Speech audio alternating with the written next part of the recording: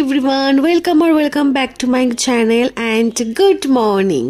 তো আজকে হলো বুধবার, ওই জন্য আজকে সকাল সকাল পুজো কমপ্লিট করে নিয়েছিলাম। আর আজকে যেহেতু গনুর বার, গনুকে ভালো করে পুজো দিয়েছিলাম।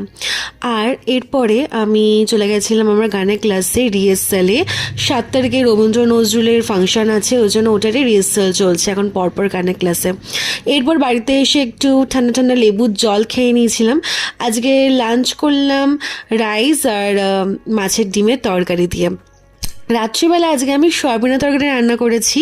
তো সয়াবিনের তরকারিটা সবাই খেয়ে বলেছিল খুব ভালো হয়েছে। আর নিরামিষ সয়াবিনের রান্নাটা বেশি ভালো পারি, কিন্তু ফার্স্ট টাইম আমি পেঁয়াজ রসুন দিয়ে সয়াবিনের তরকারি রান্না করেছি, আর খেতে কিন্তু ভালোই হয়েছিল।